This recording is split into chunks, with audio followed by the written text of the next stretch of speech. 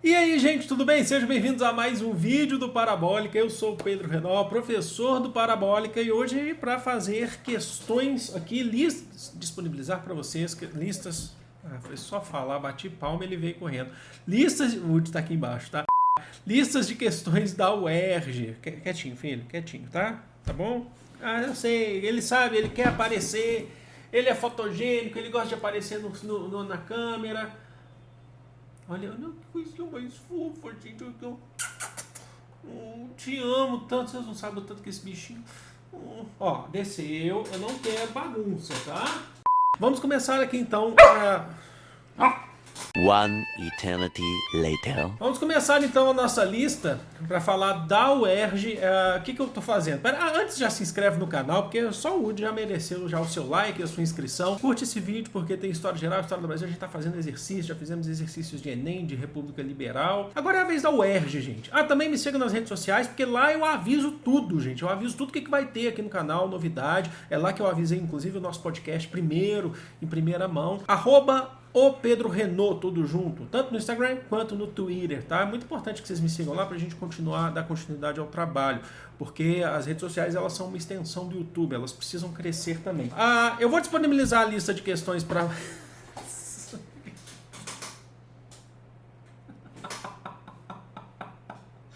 Ô, gente, eu sou professor, isso aí interrompe o raciocínio, gente. Azar, não tem jeito. Olha essa fera. Vou ter que deixar ele lá. Espera um pouco. Voltei. Bom, ele é muito comportadinho, assim, quando eu peço pra ele entrar na caixinha de transporte, só pra eu gravar, daqui a pouco eu tiro ele, não liguem não. Ele entra, gente, é impressionante. Ele entra na caixinha, ele vai lá e entra. É porque eu bati palma antes de começar o vídeo pra poder fazer para sincronizar, né, pra nossa editora Rebeca sincronizar o áudio com o vídeo, aí ele acaba vindo achando que tá brincando, é isso. A gente vai responder uma lista de exercícios só de questões de história do Brasil, e vocês vão perceber que é muito cobrado o Brasil República na UERJ, principalmente quando a gente fala de ditadura militar. Essa lista vai estar disponibilizada para vocês, o vestibular UERJ, só para lembrar o porquê disso. Ele vai ser realizado o vestibular único a dia 18 de julho, se eu não me engano, a gente está um pouco mais de um mês aí, mais de um mês e meio, mas é importante a gente, né, focar, vocês já me pediram para falar sobre a UERJ. Seria no 2 de maio, o vestibular já deveria ter passado, mas ele foi adiado por conta da questão da pandemia, por conta do Covid, e a nossa querida UERJ, das universidades mais importantes e antigas do Brasil, aí sofrendo ataques, né? Ataques de corte de verba, projetos, leis para fechá-la, a gente vai lutar por ela. E uma das formas é entrar nela e continuar lutando por ela. Tá bom? Essa lista vai estar disponibilizada em PDF, são 10 questões de história do Brasil, depois eu posso fazer de geral, depois a gente pode focar um pouco mais, fazer de outros assuntos. Essa é geral, de história do Brasil, mas de todos os momentos, só que vocês vão ver que só mais é república mesmo, e bem crítica à ditadura militar. Eu vou disponibilizar, vocês estão vendo esse vídeo na sexta, na segunda nós estaremos respondendo essas questões.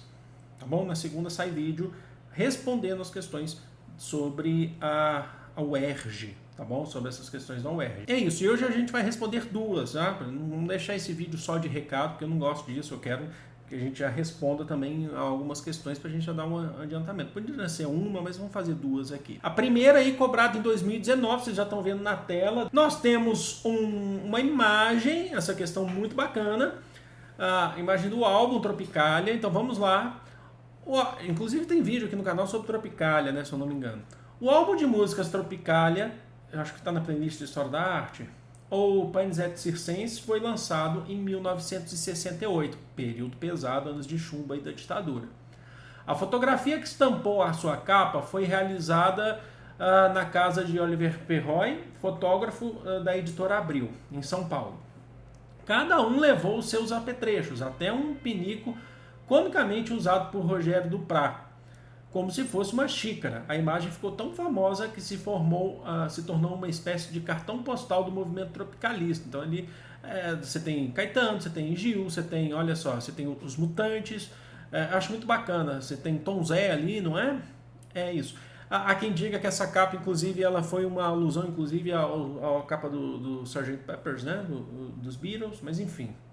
É bem interessante, em compensação vocês procurando na internet ela colorida também, tá? Porque aqui a prova, né, em PIB. No contexto do final da década de 60, o tropicalismo, que causou polêmicas com produções como o álbum citado, tornou-se símbolo do quê? Aí é uma questão até que puxa para a história da arte, mas dentro do contexto político da ditadura militar.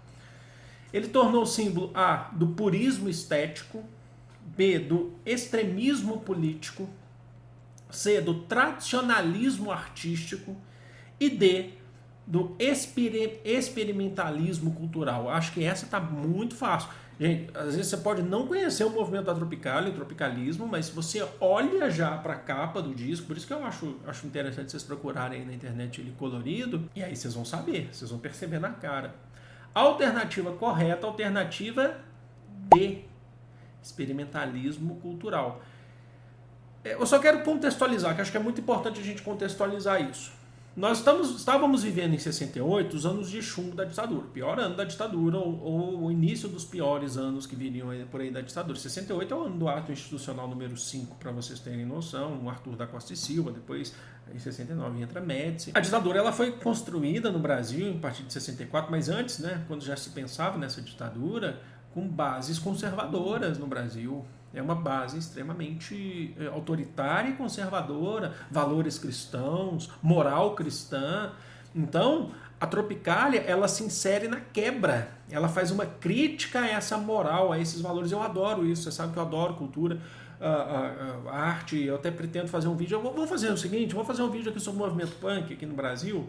Eu acho muito legal para a gente entender a estética punk no mundo inteiro, mas para a gente entender essa quebra. É uma quebra contra o moralismo. Só para vocês terem noção, não querendo fugir muito, quando o punk surge no final dos anos 70 e início dos anos 80, era muito comum, por exemplo, você ter as pessoas os bandas punks tocando e as pessoas assim olhavam assim, até mesmo roqueiros olhavam assim, que isso, que som que é esse? Porque é uma quebra, entenderam?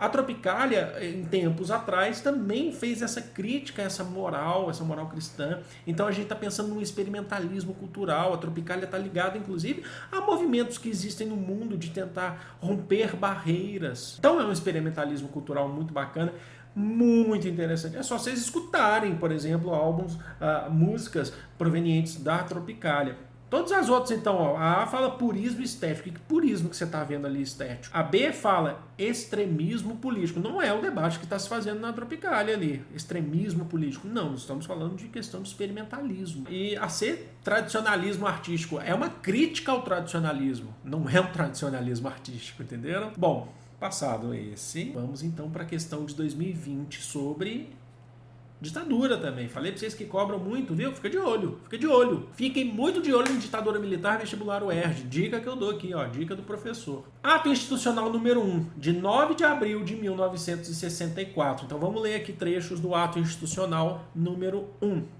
São mantidas a Constituição de 1946 e as Constituições estaduais e respectivas emendas, com as modificações constantes deste ato. Vale só lembrar que a Constituição da ditadura vai ser o ato institucional número 4, a partir de 1967. Como o ato 1 é de 64, ele está mantendo, por enquanto, a Constituição. Tá bom? Artigo 4º.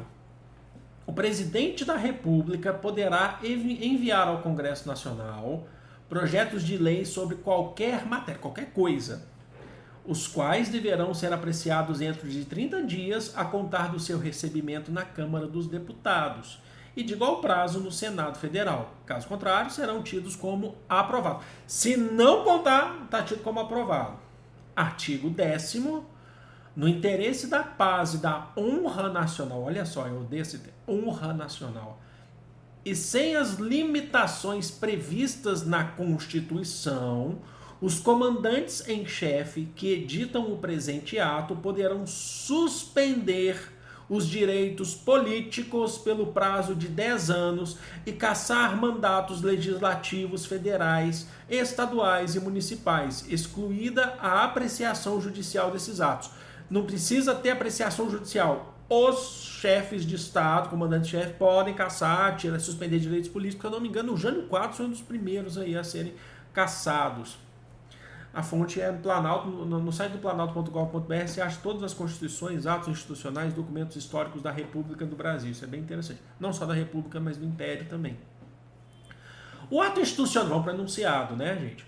O ato institucional número 1 foi editado logo após a deposição do presidente João Goulart em 1964.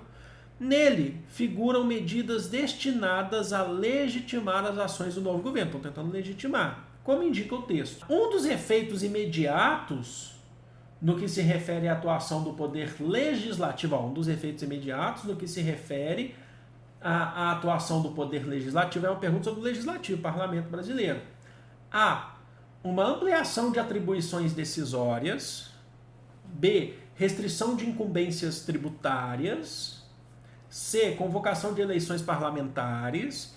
E D. Perseguição de grupos oposicionistas. Para pensar aí sobre a questão do legislativo. A dica que eu dou é você focar, por exemplo, no artigo 10º. E o 4º também. Principalmente, tá? O 4º fala que o presidente poderá evitar o Congresso Nacional enviar projetos de lei, mas se demorar, já passou, valeu. E o 10º fala que os caras que fizeram esse ato, os comandantes, né, o presidente da República, ele pode caçar, olha só, está escrito assim, caçar. Poderão suspender direitos políticos pelos prazos de 10 anos, caçar mandatos legislativos federais, estaduais e municipais. Então, o federal, ele assume a esfera do municipal e federal, do estadual e do municipal, excluída a apreciação judicial desses atos. Gente, acho que também não está difícil. Alternativa correta, alternativa D. Um dos efeitos imediatos dessas medidas, estou lendo o enunciado, no que se refere à atuação do poder legislativo, foi perseguição de grupos oposicionistas. O ato institucional número 1 é uma limitação do poder legislativo. Está falando assim, se você se opor a gente caça o teu mandato por 10 anos, tanto na esfera federal, estadual ou municipal. Como eu falei para vocês, o Jânio Quadros, que se opôs à ditadura, o Jânio Quadros, que foi presidente do Brasil, virou deputado federal, ele foi um dos primeiros, se eu não me engano foi o primeiro, não tenho um dado exato, mas a ser caçado por 10 anos, né, como parlamentar. A pessoa fala, mas não era o AI-5 que fazia isso? O AI-5 reafirmou isso. Tá? O AI-5 é um ato mais amplo do que o 1. O 1 é a legitimidade do governo federal, do governo central executivo, centralizando. Então, D. Está proibido ser opositor. Não é que está proibido, mas assim, você fica a critério do Poder Executivo de caçar o teu mandato. Então, se persegue oposicionistas dentro do Poder Legislativo, entenderam? Que tinha oposicionistas na ditadura. As outras estão erradas por quê? Fala ampliação de atribuições decisórias. Ampliou as decisões do Poder Legislativo? Não, limitou, é o contrário. A B diz, restrição de incumbências tributárias. Não é o debate que está se fazendo dentro do ato institucional número 1. A gente não está falando de tributos. A C fala convocação de eleições parlamentares. Também não houve convocação de eleições parlamentares a partir do ato institucional número 1. Houve poder do executivo sobre o parlamento.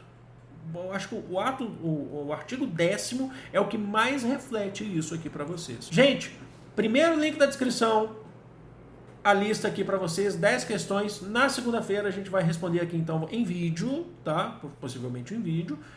A gente vai responder aqui as outras 8 questões aqui sobre história do Brasil. Por mais que a gente tenha falado dessas duas primeiras de ditadura, vocês vão perceber que a maior parte vai ser em república e grande parte em ditadura, mas a gente vai responder ainda assim uma lista de história do Brasil, tá bom? Espero que vocês tenham gostado, amo vocês de coração. Um grande beijo, fui!